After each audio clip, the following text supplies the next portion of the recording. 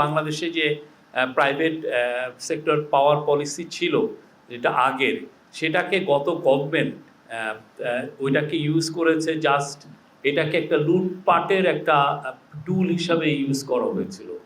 ফলে যেটা হয়েছে যে গত বছর এই private sector power policy PPP পলিসির কারণে এবং এই যে 2010 সালে যে একটা লুটপাটের জন্য যেটা একটা ল করা হয়েছিল, আপনি জানেন স্পেশাল পাওয়ার অ্যাক্টের মতো ওই ইয়েতে, ওইটাকে ধরে গত বছর এই জন্য সরকারের ৬৭,০০০ কোটি টাকা পাওয়ার সেক্টরে আপনার সাবসিডি দিতে হয়েছে।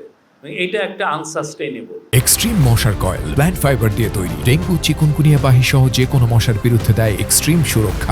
সেটাকে সামনে রেখে এই সাস্টেনেবল এই জায়গা থেকে গভর্নমেন্ট কিভাবে তার সাবসিডি কমিয়ে আনতে পারে এবং অ্যাট দ্য সেম টাইম মানুষের জন্য পাওয়ার সেক্টরের সেবাটাকে কত সহজতর এবং কম খরচে আনতে পারে, সেই জন্য এই নতুন বেসরকারি অংশগ্রহণের নবায়নযোগ্য জ্বালানি নির্ভর বাণিজ্যিক বিদ্যুৎ কেন্দ্র নীতিমালা 2025 আজকে গৃহীত হলো। এখানে আমি একটু পড়ে শোনাচ্ছি। এটা মূলত হচ্ছে একটা নতুন মার্চেন্ট কর্পোরেট পাওয়ার পলিসি। এর ফলে যেটা হচ্ছে এখন এই যে ফলে রিনিউয়েবল এনার্জি যেগুলো প্রডিউস করবেন সেই পাওয়ার, সেটাকে বিপিডিবি মানে পাওয়ার ডেভেলপমেন্ট বোর্ড আগে যেটা হতো যে পুরোটাই কিনে ফেলতো আইপিপি ওদের কাছ থেকে, এখন হচ্ছে মাত্র 20% তারা ম্যাক্সিমাম কিনবে প্রাইভেট সেক্টর থেকে।